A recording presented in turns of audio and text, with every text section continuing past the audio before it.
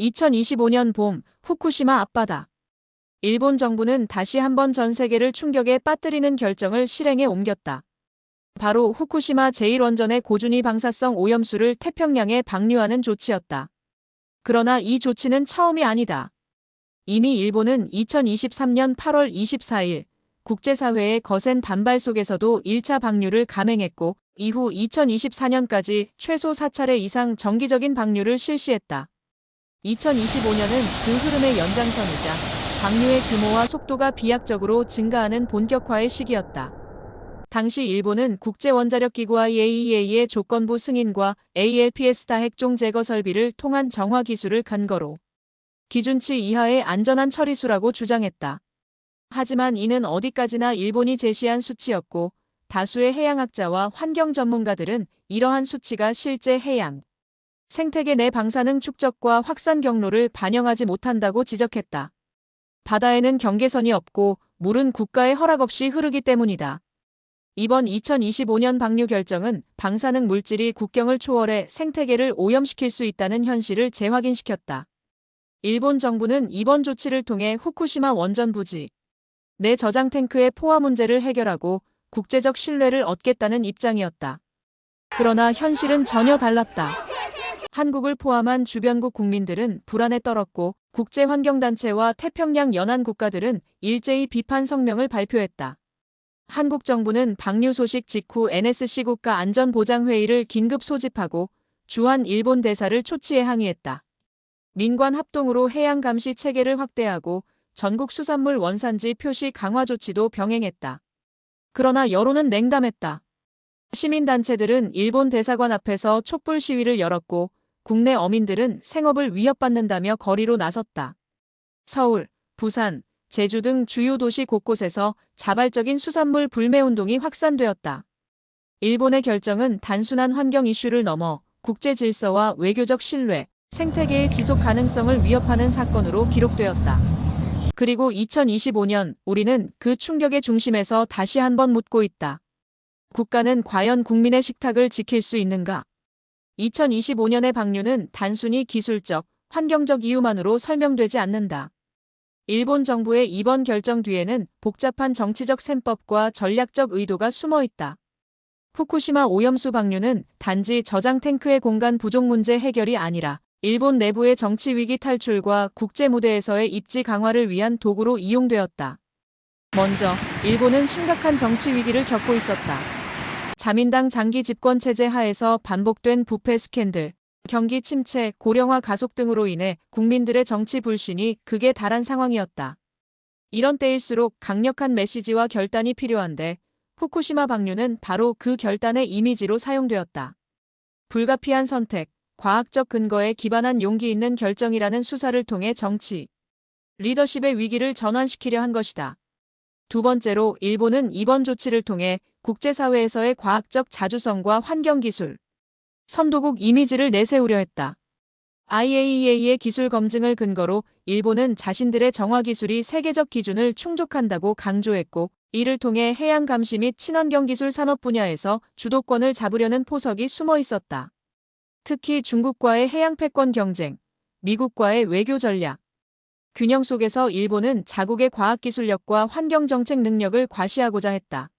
세 번째로 방류와 관련한 경제적 이해관계 조정이 마무리됐다는 신호다.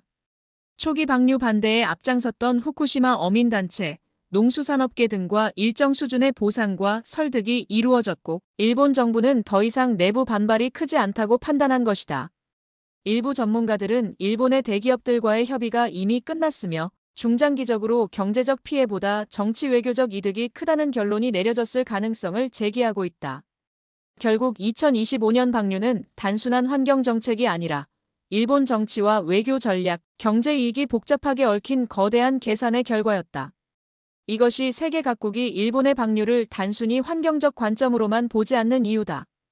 이 사안은 앞으로 수년간 동아시아의 지정학, 해양 전략, 국제 협력 구도를 흔들 중대한 분수령이 될 것이다. 후쿠시마 오염수 방류가 현실화된 그날, 세계는 두 개의 진영으로 나뉘었습니다. 격렬하게 반응한 국가들과 조용히 눈을 감은 국가들. 그 반응의 차이는 단순히 지리적 거리나 피해 규모 때문이 아니라 지정학적 이해관계와 국제 외교 전략의 민낯을 그대로 보여주는 장면이었습니다. 중국 가장 먼저 그리고 가장 강하게. 중국은 일본의 방류 직후 즉각적인 수입 금지 조치를 단행했습니다. 후쿠시마뿐만 아니라 일본 전역의 수산물에 대한 전면 수입 금지를 선언하고 연일 중국 언론과 외교부는 일본을 해양 테러리스트로 규정했습니다. 또한 동중국해 및 남중국해, 연안에 긴급 방사능 측정 장비를 증설하고 일본의 행위를 주권적 안전에 대한 위협이라고 규정했습니다. 이 같은 반응은 단순한 환경 우려를 넘어 중일 외교 갈등의 촉발제이자 동아시아 해양 패권 경쟁의 연장선으로 해석됩니다. 한국 대응은 있지만 온도차는 뚜렷했다. 한국 정부는 외교부 차원의 항해, 주한 일본 대사 초치, 해양 감시 강화 등 공식 대응에 나섰습니다. 하지만 일부에서는 정부가 일본과의 경제안보 협력을 고려해 강도 높은 제재나 국제 제소를 자제한 것 아니냐는 비판이 나왔습니다. 특히 국내 여론과 정부 대응의 온도차가 뚜렷했습니다. 시민단체, 어민단체, 대학 연구자 그룹 등은 즉각적인 국제해양법 제소, UN 차원의 대응을 요구하며 강하게 반발하고 있습니다. 반면 정부는 IAEA 기준과 절차를 따라야 한다며 과학적 사실을 기반으로 접근하고 있습니다. 미국 사실상 침묵, 그리고 묵인. 일본의 방류에 대해 미국은 공식 비판도, 적극적 지지 발언도 하지 않았습니다. 국무부는 IAEA가 적절히 관리하고 있다는 짧은 코멘트 외에 별다른 입장을 표명하지 않았습니다. 이는 미국이 일본을 아시아 내 가장 핵심적인 동맹국으로 바라보는 현실과 무관하지 않습니다. 또한 후쿠시마 인근 해역을 통과하는 미 해군 항로와 해양훈련구역이 오염수 영향을 받지 않도록 일본과 사전 조율이 있었을 가능성도 제기되고 있습니다. 태평양 도서국들 생존의 위협, 절박한 목소리. 가장 직접적인 피해 우려를 제기한 건 피지, 솔로몬 제도, 마셜 제도 등 태평양 소국들입니다. 이들은 일본의 방류가 자신들의 생계와 직결된다며 식민적 폭력이라고 규탄했습니다. 실제로 이들 국가의 GDP 대부분은 해양자원과 관광업에 의존하고 있기에 이미 해외 관광 예약 취소와 수산물 수출 중단 등 경제적 피해가 발생하고 있습니다. 결국 일본의 오염수 방류는 단지 하나의 나라가 저지른 환경 이슈가 아닌 동아시아 외교의 균열과 국제 신뢰 질서의 재편을 촉발한 지정학적 변수로 작용하고 있습니다. 한국 사회의 분노와 혼란 방류의 직격탄은 국민이었다. 이젠 뭘 먹고 살아야 합니까? 부산 자갈치 시장의 한 노점상 어르신이 카메라 앞에서 울먹였습니다. 후쿠시마 오염수 방류 소식이 전해진 직후 전국 수산시장은 한순간에 고요한 정적으로 바뀌었고 생선을 사러 오는 손님들의 발길은 끊겼습니다. 한국 사회는 단순히 외교적 문제로 일본의 결정을 바라보지 않았습니다. 이것은 삶의 문제였고 생존의 문제였습니다. 해양과 가까운 지역 주민들, 특히 어민과 상인들, 그리고 자녀를 키우는 부모들에겐 이 사태가 곧바로 생활의 위기로 직결된 것입니다. 시민들의 불신, 정부를 향하다. 정부는 방류 이전부터 과학적 기준에 따라 모니터링할 것이라는 입장을 견지해왔습니다. 하지만 막상 방류가 시작되고 나자 정부 발표에 대한 신뢰는 급속도로 붕괴되기 시작했습니다. 정말 안전하다면 공무원들부터 후쿠시마산 먹어보라는 댓글이 포털 사이트 상위권에 오르며 책임 있는 자들의 회피에 대한 분노가 폭발했죠. 특히 SNS와 온라인 커뮤니티를 중심으로 식탁 위에 올라온 방사능, 아이들, 급식의 일본산 사용 등의 불안이 증폭되며 학교, 병원, 군대 등 공공기관을 중심으로 식재료 원산지 확인 운동이 들불처럼 번졌습니다. 어민들의 절규와 경제적 직격탄. 방류 직후 남해와 동해 연안에서 잡히는 해산물의 가격은 평균 35% 이상 폭락했습니다. 그 중에서도 광어, 멍게, 성게, 해삼처럼 민감한 수산물은 거래 자체가 끊기기도 했습니다. 어민단체는 정부에 긴급 생계 대책을 요청했고 일부 지역에서는 항구점거 시위까지 벌어졌습니다. 일본이 바다에 버렸지만 우리는 삶을 잃었습니다. 이 말은 이번 사태의 핵심을 꿰뚫는 고백입니다. 수산물 이탈, 수입산 대체, 소비 패턴의 변화. 문제는 단기적 충격에 그치지 않습니다. 국민들의 소비 패턴은 빠르게 변화하고 있습니다. 국산 수산물을 외면하고 수입산 냉동 생선이나 육류 대체품을 찾는 움직임이 늘면서 국내 어업산업은 수요 기반 자체가 흔들리고 있습니다. 방사능은 눈에 보이지 않기 때문에 더 무섭다는 심리는 단순한 공포를 넘어 식탁의 전쟁으로 번지고 있습니다. 국가는 바다를 지킬 수 있을까요? 그리고 국민의 밥상을 지킬 수 있을까요? 이 질문은 단순히 환경정책이 아닌 한국 사회의 미래를 시험하는 시험대로 남았습니다. 제5장. 오염된 바다는 어디로 흘러가는가? 과학이 설명하지 못하는 진실. 일본은 처리수는 안전하다고 주장합니다. IAEA도 기술 보고서에서 국제기준 이하의 방사능 수치라고 밝혔습니다. 하지만 정작 해양학자들, 생태계 전문가들은 한 목소리로 말합니다. 우리는 단 한 번도 이런 실험을 해본 적이 없다. 이제 질문은 단순합니다. 바다는 어디로 흘러가는가? 그리고 그 안에서 무엇이 변해가고 있는가? 해류의 길을 따라가는 오염수. 후쿠시마 앞바다에서 시작된 오염수는 쿠로시오 해류를 따라 동중국해, 대한해역, 그리고 남태평양까지 퍼질 수 있습니다. 해양학자들은 이 오염수가 수년에 걸쳐 한국의 동해안은 물론 필리핀, 괌, 하와이까지 영향을 줄 수 있다고 경고합니다. 특히 바다는 고정된 수조가 아니라 끊임없이 순환하는 생태계이기에 오염물질은 예측보다 더 광범위하게 확산될 가능성이 있습니다. 방사성 물질, 생물 속으로 축적된다. 문제는 물이 아닙니다. 물고기, 폐류, 해조류, 그리고 그것을 먹는 인간에게로 이어지는 생물 농축 현상이 진짜 공포입니다. 세슘 137, 스트론튬 90 같은 방사성 물질은 생물의 근육과 장기, 뼈에 축적되고 제거되기까지 수년이 걸릴 수 있습니다. 이는 단순한 기준치 이하의 문제가 아닌 지속적 노출에 따른 건강 위협으로 이어지죠. 과학이 설명하지 못하는 심리적 공포. 일본과 IAEA는 과학을 말하지만 대중은 느낌과 불안으로 반응합니다. 그리고 이 불안은 수산물 소비를 멈추고 바다를 피하게 만들며 정부에 대한 신뢰를 무너뜨립니다. 과학이 기준을 제시해도 국민은 눈에 보이지 않는 위험은 믿지 않는다는 심리적 한계를 마주한 것이죠. 그리고 이 불신은 결국 정부, 국제기구, 전문가 집단에 대한 전반적 회의로 번지고 있습니다.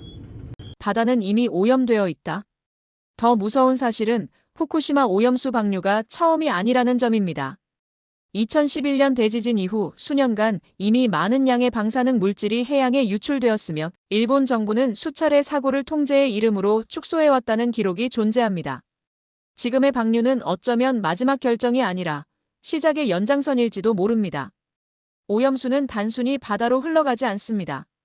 신뢰를 침식시키고 생명을 위협하며 국가 간 갈등을 유발하는 보이지 않는 전쟁의 신호탄이 된 것입니다.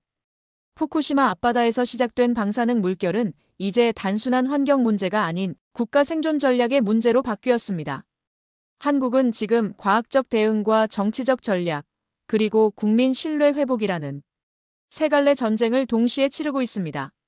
과학을 넘은 국가 감시 체계 필요. 첫째로 한국은 단순히 일본의 수치를 수용하는 소극적 자세를 넘어 독자적 해양 방사능 감시 체계를 구축해야 합니다. 기존에 운영되던 감시 장비는 후쿠시마 해류 도달 경로를 모두 포괄하지 못하며 오염 확산을 실시간 추적하기에는 한계가 있습니다. 제3국 검증 시스템, 국내 해양생물 표본 분석, 그리고 AI 기반의 장기 해류 확산 예측 시스템 도입이 시급합니다. 국제 제소와 외교 압박, 말뿐 아닌 행동으로 지금까지 한국은 강한 유감 수준의 외교적 수사를 반복해왔습니다. 하지만 일본의 반복적 환경 도발을 막기 위해선 국제해양법 재판소 제소, UN 환경이사회 상정, IAEA 내 공동 성명 주도 등 실제적 외교 수단이 동반돼야 합니다. 특히 태평양 도서국, 중국, 동남아시아 해양 국가들과 연합해 공동 피해국 블록을 구성하는 전략적 외교 연대가 현실적으로 필요한 시점입니다. 국민 신뢰 회복 없이는 아무것도 의미 없다. 가장 중요한 전선은 국민 마음속에 있습니다. 정부가 아무리 기준치 이하를 외쳐도 국민이 식탁 앞에서 수산물을 내려놓는 순간 그 신뢰는 무너집니다. 정부는 지금이라도 원산지 표시 의무 강화, 어린이 노약자 대상 수산물 집중 검사, 실시간 방사능 측정 데이터의 공개 플랫폼화 등 가시적인 조치로 국민의 눈높이에서 행동해야 합니다. 대체 산업과 피해 어민에 대한 장기 대책 필요. 수산업 종사자들이 우린 버림받았다고 느낀다면 그 불신은 단순히 경제적 타격이 아니라 국가 공동체 붕괴의 시작이 됩니다. 정부는 긴급 생계 지원금 수준이 아닌 어업 구조 전환, 해양 생태 복원 사업, 지역 경제 재건 지원책 등 10년 단위의 대체 생계 전략을 마련해야 합니다. 이 위기를 대한민국 해양 주권 강화의 기회로. 위기는 곧 기회입니다. 지금 우리가 단단히 준비한다면 대한민국은 동북아 해양 감시와 환경과학기술의 중심국으로 도약할 수 있습니다. 기술력, 정직한 데이터, 신뢰받는 감시 시스템이 갖춰진 나라. 바로 그런 국가가 오염수를 넘는 진정한 강대국입니다. 바다는 기억합니다. 그 안에 흘러든 방사능도, 그리고 우리가 어떤 선택을 했는지도. 이제는 선택의 시간이 아니라 책임의 시간입니다.